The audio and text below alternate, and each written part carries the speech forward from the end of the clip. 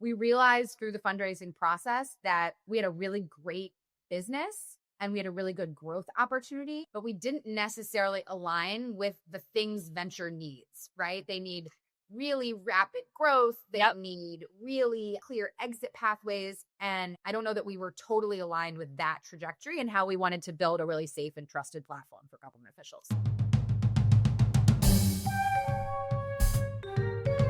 She just sold her company. She sat in a room full of men negotiating the biggest deal of her lifetime. Wait, she sold for how much? I can't even believe she managed to get double her valuation. Let's keep this just between us. Alert, alert. I have one of my favorite interviews coming up. Welcome. I'm so excited to have you back at the Exit Whisperer, and I'm so excited for you to talk to. How many times do I say excited, you guys? Am I excited or amazed? These are the two words I use all the time. But listen, I promise I do have a broader vocabulary than that. But the person I'm introducing you to is truly amazing. Elle Hempen was the founder, one of the co-founders of the Atlas, which was a technology that helped. Let me see if I can explain it as beautifully as she does on this episode. It helps consultants who are serving cities and government orgs select and get a history of the types of projects that had worked before. So it's like gave the data and insights to better inform consultants to help infrastructures with cities. I hope that's right. It's pretty close, but I'll tell you when she explains it on the episode, it's really great. And here's the thing that I love about this episode, okay? Elle sold pretty early. So she took in funding and she sold a year later once she kind of realized it wasn't going to be like the type of business that might be venture backable. And even if it were, it might not be what aligned with her and her co-founders' lifestyles and choices in that moment. They had a great exit and it's a smart exit. And one of the things that we talk about is like, for tech companies, I get a lot of you calling me all the time, like, how do I value this business? And they want me to perform a valuation. But with a tech company that doesn't have a lot of EBITDA or is pretty early stage, it's really hard to do that. You're not doing it off of like an asset sale like that. You're really doing it off of the future value. And so the trick is, how do you come up with a number that gets you what you want, but is also rooted in reality? And that's what I love about this interview with Elle. We talk about a lot of stuff, but that to me is the nugget from this one that you guys are going to want to listen to. She's awesome. Take a listen. Elle, welcome to the show. Thank you. Thanks for having me. Oh, I'm excited to have you here. And I'm really excited. It was so fun getting to learn about you. I did a little bit of research on you, on the Atlas, on all of it. Talk to me about your beginning and how you got to where you were in terms of starting it. Yeah. So it's funny because my co-founder and I say that we're like almost accidental entrepreneurs, which I know is a fallacy because it's just like in your blood to start something and to build. But started my career thinking I was going to work for the government my entire career. I was a policy wonk and I loved DC. I was, part of the first term of the Obama administration and really loved doing that work, but had the opportunity to leave and help Rockefeller Foundation, a big foundation in New York, kind of figure out what their investment thesis was going to be around resilient infrastructure, which is just how do you kind of build systems to be responsive and proactively responsive to potential natural harms. Yep. Turns out I'm a really bad consultant. I spent 2 years advising cities on, what projects they could pursue, what technology they could invest in. And every time that I would suggest a new solution, whoever I'm talking to in the city would say, where has that worked in a city that looks a whole lot like mine to solve this specific problem we're talking about? And so I just got sick of answering that question. And so started to build a database of projects. It started as a Google spreadsheet, essentially, that had all sorts of data about different solutions that a government could pursue. Not to get too wonky, that it was really give a mouse a cookie, right? We started sharing that with cities and they said, this is really great, but I'd love it. It would be even better if. And so we just started building, really thinking that we were going to hand this off to a nonprofit and go back to the consulting world. But every time we tried to hand it off, nonprofits would say, we're not a tech company. We don't have the capacity to support really a robust search engine, which is essentially what we're building. And so after a couple of no's, we said, well, there's definitely a need. We've got cities actively using it, asking for more. Like, F it, let's just build it ourselves. So I went and got my MBA because somebody needed to understand accounting and how to build a financial model. My co-founder and I, took what would have been our bonuses essentially and invested them in building the first version of the Atlas platform. And then that was kind of the start of our journey. So really driven out of a problem that we saw, an opportunity we saw to really help accelerate peer-to-peer learning between cities. Because we said, they've got all of this money to spend and they don't have the same tools that I use in my day-to-day life to evaluate like what shoes I want to buy. And they're Right. huge, really critical things that affect my day-to-day life. So it really was driven out of an opportunity we saw and a problem we wanted to solve. First of all, I love how simply, I don't know if you dumb that down for me, but like you explain it so simply that I'm like, oh my God, I totally get it because I was reading and reading and reading. I'm like, okay, I have to sound really smart for this. I got to get there. And like the way you explained it, I'm like, I completely get it. So you're consulting, people are asking, nobody likes to be the first to buy something ever. No one ever likes to be the first. So they say, okay, show me another city that's done it before. You're like, okay, we'll build a database. Okay, I get it. You take the consultant bonuses, you start to actually build the database into a form of technology. What year was this? So we started building I think our first version came out in 2016 and we were still consultants. We still kind of had our full-time gig. And remember we brought, this was when this was still a big thing, but there was this Clinton Global Initiative America event. And we submitted and got selected as one of the like ideas to evaluate. And so we got to present kind of V1 of the Atlas at a meeting in Denver. I got to meet Bill Clinton, which was kind of awesome. Incredible. And funny story is sitting at our table to help do a feedback loop was Dikembe Mutombo. So like lots of really interesting feedback on version 1 of the Atlas. But yeah, that was 2016, 2017 when we were still trying to figure out, is this a business or is this a thing we're building and giving to somebody? Okay, so then you realize it's a business. And do you decide you're going to run it like a SaaS where they subscribe to it? Is that how that worked? Does cities pay for the access to the tool? So we went back and forth a lot. Okay. We actually didn't want to sell to cities. We wanted this to be a free tool that cities use because we're, public policy wonks in our hearts. And so we're wanting to build it in a way. And we also had done contracting with cities and knew it was a pain in the ass to sell. Yes, for sure. Government. For sure. We said, well, let's build a business model that enables us not to sell to government. And so we looked at a lot of other kind of community platforms, search engines. What is that way where you're aggregating the users and then monetizing because you have that user base? Right. The user becomes the product. And we tried a couple of different models. We tried at first, a little bit of a marketing model, right? We worked with companies to write really great case studies that cities actually liked and would read and distributed them on our platform. But that got really close to advertising. And we wanted, if we knew for this to work, it had to feel like a really safe, trusted space for governments to use. Otherwise, they wouldn't use it. They use Pinterest over Google to search for things. Like they just are really weird consumers of information. And so what we ended up landing on, and this is kind of the journey that led us ultimately to fundraising and exit, is we landed on this concept of, well, Facebook, yes, they advertise, but what really Facebook is good at, what really Google is good at, is identifying kind of user information, aggregating it and anonymizing it and selling it back to the market in form of market intelligence. And so we really focused on building a great engaged user base, and our platform on paper looked a lot like a great tool for governments to use. But what we're doing on the back end is building a really robust data infrastructure that took all of that search and engagement data and distilled it out into actionable buyer intelligence for companies in the market to buy into so that they get smarter and more targeted going after this $1 trillion market. So interesting. So it became like a tool almost for the consultant that you used to be. So it's exactly like the thing that you would have given to a company had you been there and built it ended up being something that you then sold to them that then becomes this monetizable, awesome product. How cool. Okay. So when do you decide to fundraise? So we got to a point where we had enough cities using it, and we had started getting kind of organic traction with companies on the case study side, that we just knew we needed a team. And we had somehow recruited this amazing CTO, Angela, and we were paying her basically nothing. But Right. she Equity. modeled on the vision and Right. like was such an important partner.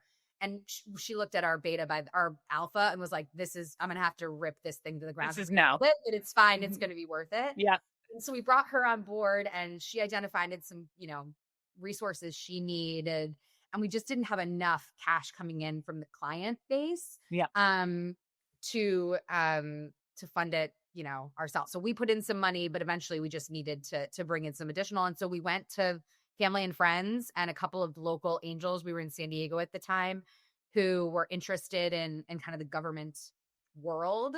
And so we didn't bring in a ton of money, but we brought in probably $100K that was able to fund basically like our CTO and a team, little tiny team for her that was highly underpaid, and supplement kind of the cash flow we were getting in from customers. And at this point, like, we're not paying ourselves, obviously. We're really just focused on investing everything we can into the build of the platform.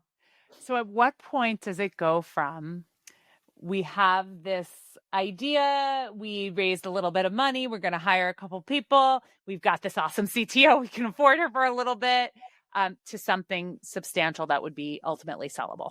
Well, for us, we kind of got into the fundraising motion, and that like fundraising mode is a very specific mindset. Yes.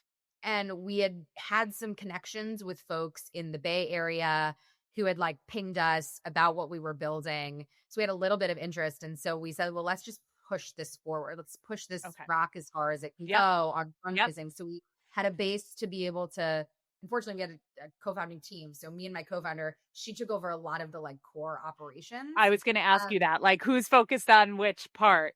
So you focused on fundraising? That, and I really focused on fundraising. And we, we knew that we needed like help translating what we were doing into like what would be considered a venture scale business. Yes. Because pitching to angels is very different than very different.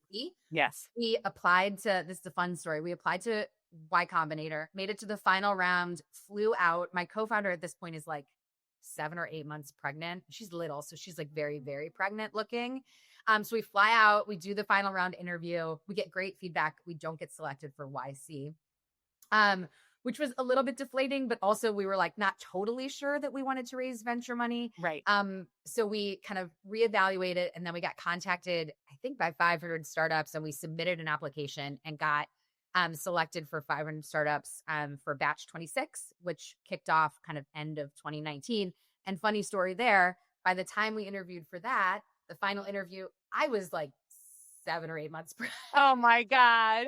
So we were kind of sequencing our kids while we were building the business. But yeah, we got accepted into 500 startups. And that was really the point at which we said, okay, we got a big investment from them, built some runway, and really learned how to transform this kind of idea that we were building into something that was really big and sellable to the venture market. And ultimately, and we can talk about it because a bunch of crazy stuff happened, but ultimately kind of the model that we built and the pitch we built to ultimately sell the business a year later. So you sold a year after you raised from 500 startups? Yes. Okay. Spell it right now. What happened there? Because usually when you invest, someone invests, you usually say, okay, within the next 5 years, maybe you get to that space. But what happened here? Well, COVID. So batch 26 kicked off in December of 2019. Okay. Hello Day was March of 2020. Okay. Some fun factoids about 500. I think we were the only startup at that point that all of the partners had unanimously selected to be part of the batch. So that was really cool. And great. We were selected to like kick off the pitch day, which is like an honor to like be the first one up on the pitch day. Unfortunately, our pitch session turned into the first virtual pitch session that any accelerator had done, because we were just like straight in the midst of San Francisco in the beginning of COVID when it was crazy. So everything was locked down. I was getting phone calls from my co-founder being like, you better get on the road. Like they're going to shut down the airports. I had my 4-month-old with me. Your new mom. I was just going to say, I was doing the math. I was like, she's a new mom too there. Okay. 4-month-old with you. Yes. 4-month-old with me. My mom's with me. Oh Like, my God. it's all hands on deck. And basically and we've been building momentum for months to really fundraise. And we're getting a lot of good traction. And then the bottom fell out from that market, right? Every investor at the seed stage said, we're not writing new checks. We're only, we're holding on to cash to support our existing portfolio. So just like was not the right time to fundraise, which turned into a kind of a blessing for us. Honestly, we had a lot of runway. We realized through the fundraising process that we had a really great business and we had a really good growth opportunity, but we didn't necessarily align with the things venture needs, right? They need really rapid growth. They need really clear exit pathways. And we just like I don't know that we were totally aligned with that trajectory and how we wanted to build a really safe and trusted platform for government officials. So yeah, I think so many people, get wooed by the idea of taking on venture and not without realizing that taking in venture money is just not for everyone, because the expectations of a venture business, you could build an amazing business that is not venture backable. And that doesn't mean there's anything wrong with your business. It's just a different type of business. And so it sounds like you discovered that along the way. We did. And actually, I'm a venture partner now for a venture fund. So like, I totally believe in the power of that color of money. Yep. It is definitely not for every business. Right. It's for a very small percentage of businesses that you can start. And so we had the benefit of time to kind of take a step back and have some like soul searching conversations about, is this really the path that we need to go down, or can we find some other way to finance the growth that we need? Again, a funny serendipitous story. I was at my house in Michigan on the phone with my co-founder. COVID, everything's shut down. Yep. And I said to her, I really wonder if there's like a strategic investor that we could find that was really aligned with what we wanted to do, that would kind of invest in our growth. And that I didn't know what that meant, but that was kind of my list. And so she's like, do a little digging. So I did some research. I wish I had saved this. I had like a scrap piece of paper where I wrote down like 5 companies that I had identified that I thought had the right market, the right expertise, the right kind of corporate structure of their own. Mm-hmm. Top of the list was a company called GovExec. They had just spun out of the Atlantic Media Group with private equity backing. Yep. And I put that list down and kind of went back to running the business and generating revenue, because that was going to extend our runway. And probably 6 weeks later, I get a cold email from a guy named Tim Hartman. Signature line is CEO, GovExec Media Group. And I literally called Ellery, thought somebody was pranking me. I was like, did we get hacked or something? Like, what's happening here? And the email was just like, hey, love what you're doing. Would love to have a strategic conversation with you. And so I called some advisors. I'm like, is this an acquisition conversation? Like, what does a strategic conversation really mean? And they were like, yeah, I think that's what it was. And so yeah, like such a serendipitous moment. And at the time, we had our investors being like, the market's opening back up. You're poised to go raise some VC money. So then we were doing this trade-off discussion of like evaluating an acquisition conversation alongside evaluating a venture raise. And so there was a lot of back and forth we had about what that would look like and why we would choose one path over the other. And how did you come to, so the conversations must start. How did you come to that decision? Because I assume you look at it like if you sold today, you'd be valued for less, but you would have to raise less. And, maybe that would be the right fit, or you just go for it to be humongous. Like, how did you get there? I mean, one, we had already had questions about whether venture was the right color of money for our business. And we had had a lot of conversations with other founders who had said things like, my investors had raised a bunch of venture money. My investors would rather I burn this company to the ground than sell it early, because it's like the way their math works. And so that's like, that didn't align with exactly how we wanted to build, basically. Right. So I had some questions about whether that was the right color of money. And at the same time, like, again, rewind a bit. I had a little kid. My co-founder had a little kid. We were at a very different stage of life at that point than we had been when we started this company, 2018, 2016. Yeah. So we had a lot of personal factors going on, and it was COVID and everyone was exhausted, and like this future was still pretty uncertain, even though things had settled down a little bit in the fall. And so there was just a lot of personal stuff that went into it. And so when we put it all together, and all that being said, and then GovExec had a really clear mission, right? They wanted to transform their media business into a data business. Yeah. Their pitch was, we actually, we're private equity backed. It's not that we really want to invest in an early stage company, but like, we love what you built and we want to give you the platform to expand it 10x in day one. Like we want to give you the tools to really build and blow up that model, leveraging all of our media assets that face government. And so when you think about it that way, we were like, the devil's going to be in the details, but we're going to be able to really massively accelerate our impact going this route. VC, we're still going to be on a grind for a long time before we get there. And yeah, the upside is a lot higher for us personally, but I'm not totally sure that from our vision and our mission standpoint, that's what matters most. And so a lot of it came back to just like soul searching and personal kind of feelings about what we wanted to see out of this baby that we built. Got it. And that takes a lot of courage after you've raised money and going in and saying like, I know this might not be what you guys want, but this is the right move for us. Were you terrified of disappointing investors that you were going to do that? Well, definitely 500 was not super thrilled with that approach. Right. But they had some clauses in their funding that they said if you exited within a certain time frame, you just had to return the fund. And it was like kind of like it didn't happen. So return the investment. So that was a piece of it. We were definitely within that time frame. So that's actually appealing for you, but not so appealing for them. Yeah, that's okay. Got it. They're like not thrilled, but also like they're not that. Whatever. You made them whole, basically. They didn't make money, but you made them whole. Yeah. Yeah. And then the other thing that we did is we really, again, did some soul searching on what mattered to us in this exit. And our investors were a portion of like family and friends, right? A portion of these angels that were really, really kind of early helpers. Yes. So for us, so much of what we went into, like, how are we going to negotiate this, was trying to make sure that our early employees and our early investors saw an outsized return. So when we were negotiating, like that was probably the top priority for us outside of even our own personal gain, was how do we make sure that the people that believed in us early when there wasn't really anything to believe in, were actually getting value out of this deal in the same way that maybe not the same dollar amount, but proportionally seeing an upsized kind of return like you would want out of a venture type investment. Totally.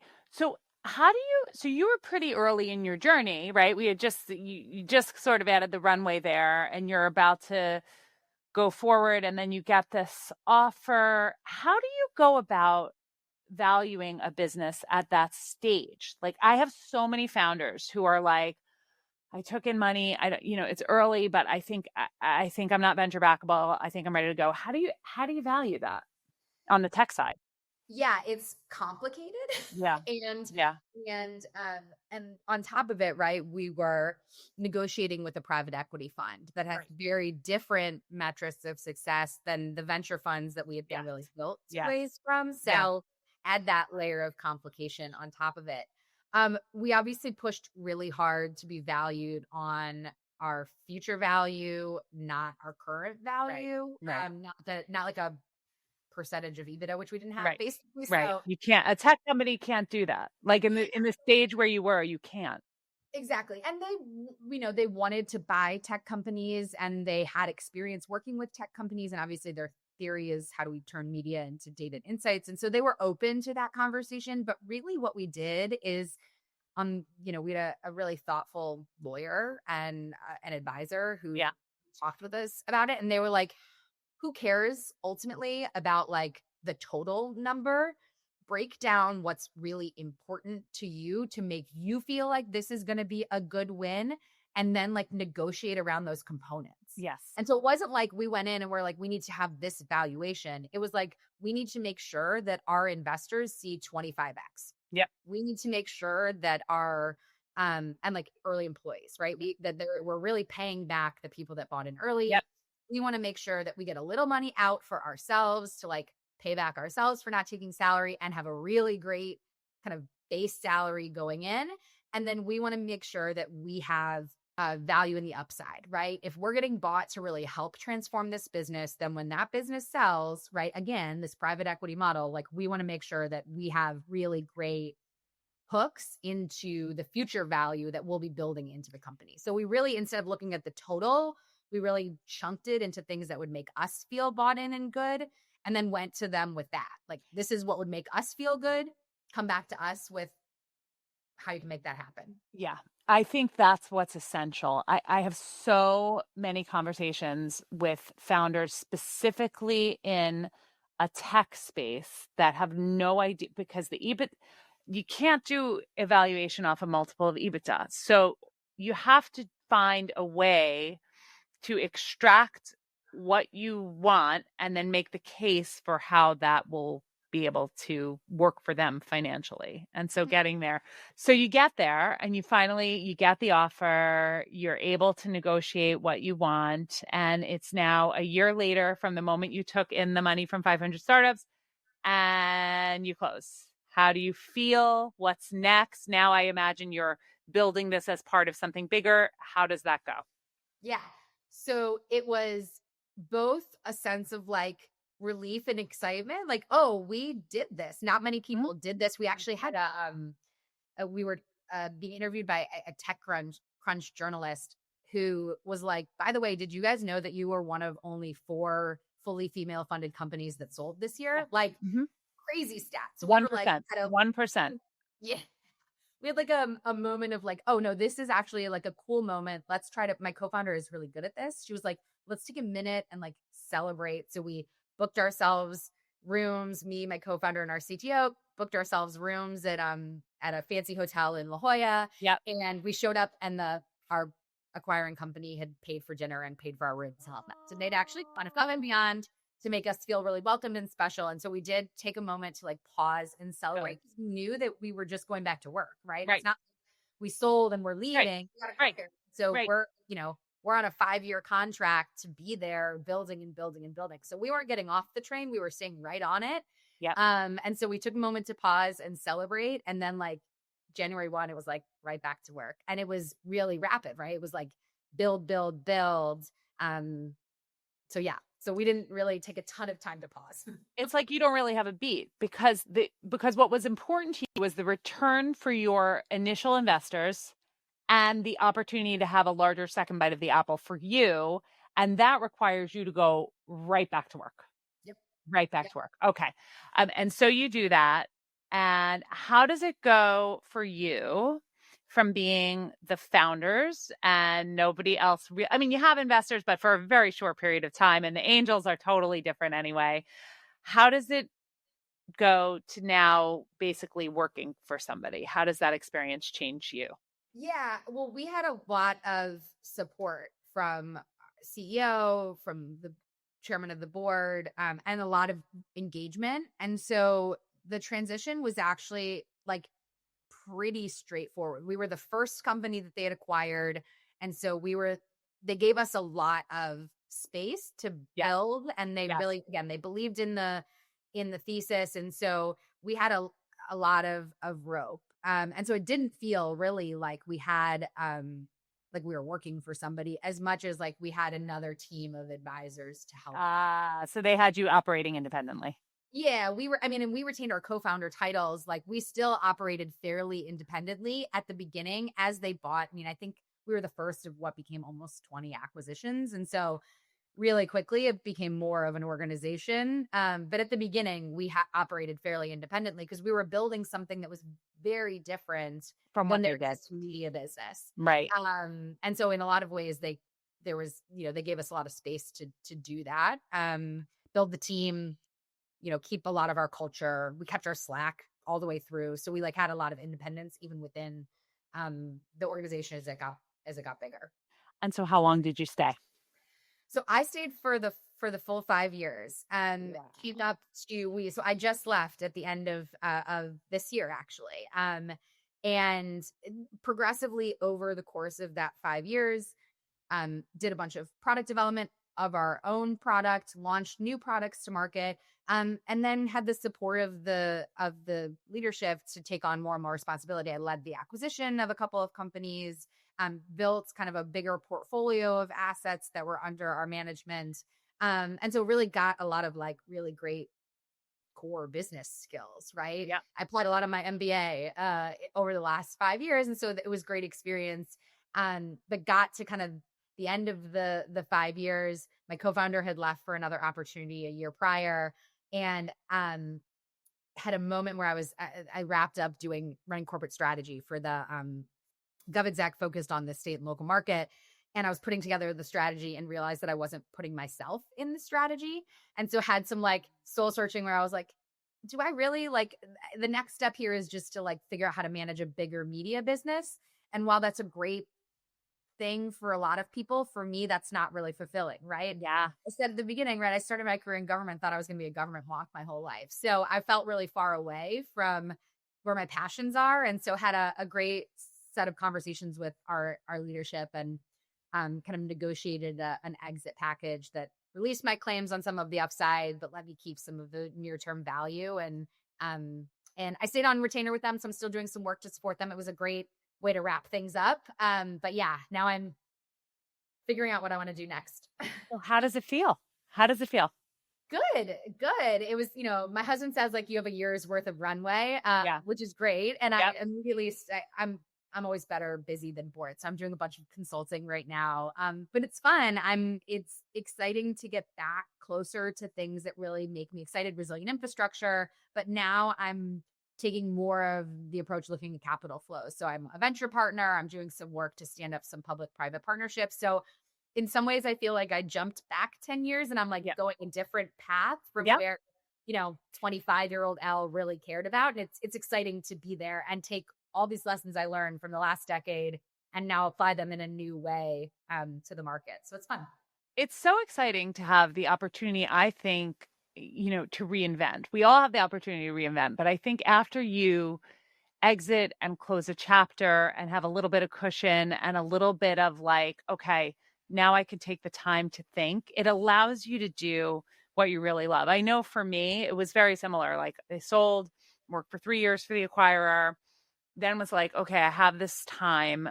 How am I going to use it to the best of like my skills, my passion, what I love? And I think I never would have had that if I didn't build something first to go through an exit and understand that you can do it again and again and again and again. It's really awesome in that way. Yeah.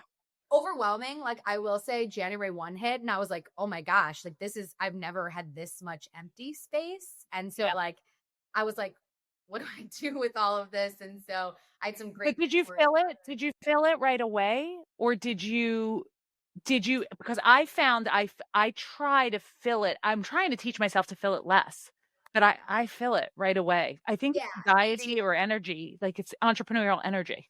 Yeah. The benefit is that like, I knew I was leaving GovExec in the fall and I had to the end of the year. So I spent a couple months ramping down. Yeah. And so I had some space there to like do some planning about how I would figure out what I wanted to do next. Yes. And then my intention was to like, they kept me on retainer because they wanted to keep working with me on a couple of different things. And so I had that kind of extra safety net underneath. And flow. Yes. Yes. And still like work to do. And so I probably spent a month doing that and like being mom to my little kids. Yeah. And then, but like as I was re-engaging my network, et cetera, then I pretty much filled up my dance card. I think that's the entrepreneurial spirit, man. I think it's really hard. And by the way, I don't think it matters how much you sell for. Like it doesn't matter the size of the egg. It's just always like, what's next? It's hard to sit in stillness. It's very, very hard and to not be producing. I think it's a good exercise to try, but at the same time, I like cannot tackle it. What I will say is that I did try to be purposeful in how I was deploying that time. Yes. So it wasn't like just saying yes to everything. I was like, I had sort of mapped out and identified like, okay, I want to be involved in like the capital flows and supporting the market ecosystem around section of climate infrastructure and economic. But there's like a lot of steps there and I don't even get too wonky, but I like tried to scope out a handful of projects that let me try a couple of different angles there so that I could see like, what do I like the most, but also where can I bring the most value so that I can be more thoughtful and like, realistically, I'm not just going to get hired to do a job. I'm probably going to have to build whatever I want to do next, whether it's somewhere or something new. Right. So trying to like give myself it's totally. Cause we're all unemployable at this point.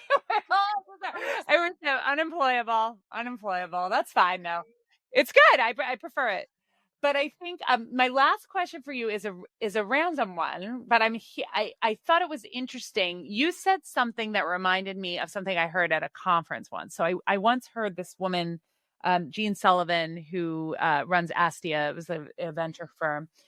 She talked about how she was reading a contract and she didn't, very early in her career, she didn't feel confident. So she went to law school to figure it out. Like, she was like, I'm going to law school. And similarly for you, it was like, okay, I know government, I don't know business, I'm going to get an MBA. Do you feel like an MBA is worthwhile for entrepreneurs? Is it important? And if so, why? I think that I'm so grateful I got my MBA. Yeah. UCLA Anderson, great Yep. program. I'm very supportive of entrepreneurs, which is helpful as well. Yep. I think, yes. First of all, like, we were a fully female founded team operating in a government space. We already had some checks against us. And so having that kind of like good name behind us and that credibility was helpful, just because it gave us a check in the positive box. Yeah. I also think like the financial model I built during a course during my MBA program was the one that we used all the way through sale, like that base financial model. And not only did that, like we had a whole CFO team at GovExec, but I did all of our financial modeling until basically the last year. So like that skill set, that was like the feedback. And this is horrifying. And I was so mad when they said this to me, but even when we were in 500 startups, they were like really amazed at the depth and granularity of our financial model. And they were like, most female founders like don't have this much detail. I'm like, that's bullshit. But I'll take it. Like, we really did have, I think because of that, like really a good foundation to build on and a lot of credibility, which is really, really important. So interesting. Purposeful with my MBA, because I did a part-time MBA while I was building the company. So like we were like, I was like talking about with my co-founders about what classes I was going to take to figure out like what was going to be the most valuable to the business. So I didn't just get an MBA and go away for a couple of years. It was really a kind of a alignment. The reason I asked, I think it's so interesting. Like, when I went from being an agency owner and a social media expert, which I had done through forever, and went into the exit planning and M&A space, I was like, I have confidence that I could do this, but I need the minimum viable competence. I need the education.